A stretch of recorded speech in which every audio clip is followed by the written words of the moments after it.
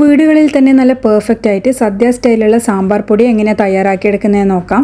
അപ്പോൾ ഇനി കടയിൽ നിന്ന് മായം കലർന്ന സാമ്പാർ പൊടിയൊന്നും വാങ്ങിക്കേണ്ട ആവശ്യമില്ല.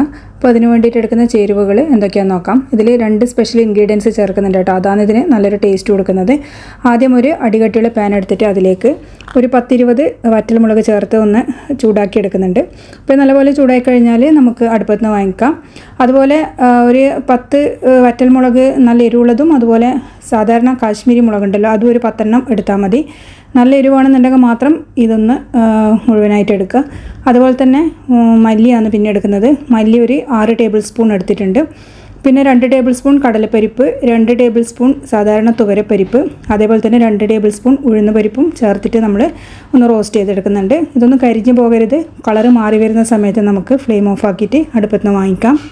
ഇനി നമ്മൾ എടുക്കുന്നതെല്ലാം ടീസ്പൂൺ കണക്കാണ് കേട്ടോ. അതായത് 1 ടീസ്പൂൺ കുരുമുളക് മുഴുവനായിട്ടുള്ളത് ചേർക്കാം. ഇതിൽ സെപ്പറേറ്റ് ആയിട്ടാണ് നമ്മൾ നേരത്തെയുള്ള സാധനങ്ങളൊക്കെ വറുത്തെടുക്കുന്നത്. പരിപ്പൊക്കെ നമുക്ക് ഒരുമിച്ച് ചേർക്കാം.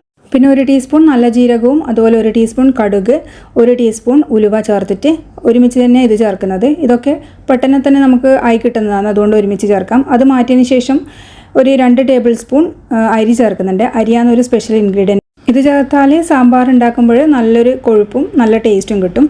അപ്പോൾ ഇത് കരിഞ്ഞു പോവാണ്ട് ഒന്ന് വറുത്തെടുക്കണം. ഇത് അടുപ്പത്ത് നിന്ന് മാറ്റിയതിന് ശേഷം പിന്നെ നമ്മൾ ചേർക്കുന്നത് കറിവേപ്പിലയാണ്. അത് ഏകദേശം ഒരു 2 തണ്ട് ചേർത്ത് കൊടുക്കാം. കഴുകിയതിന് ശേഷം ഒന്ന് വറുത്തെടുക്കാം. ഇത് നല്ലപോലെ ഒന്ന് പൊട്ടി വരുന്ന ആ ഒരു പരുവം വരെ വേണം കേട്ടോ വറുത്തെടുക്കാം. വെള്ളപ്പറ്റൊന്നും തീരെ പാടില്ല.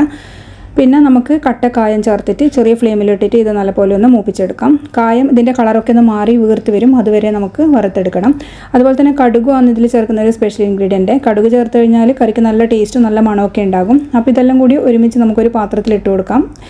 പിന്നെ കുറച്ച് മഞ്ഞൾപ്പൊടിയും ചേർക്കുന്നുണ്ട്. 1 ടീസ്പൂണ് മഞ്ഞൾപ്പൊടി ചേർത്തിട്ട് എല്ലാം കൂടി മിക്സ് ചെയ്തെടുക്കാം.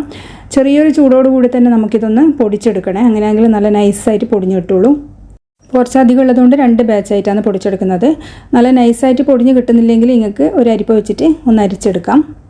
ഇത് പുറത്ത് തന്നെ നമുക്ക് കുറേ കാലം സൂക്ഷിച്ച് വെക്കാൻ പറ്റും കേട്ടോ. പിന്നെ നമുക്ക് ഒരുപാട് അളവിലൊക്കെ തയ്യാറാക്കുന്നതാണെങ്കിൽ ഫ്രിഡ്ജിൽ ഫ്രീസറിൽ വെച്ചാലും മതി.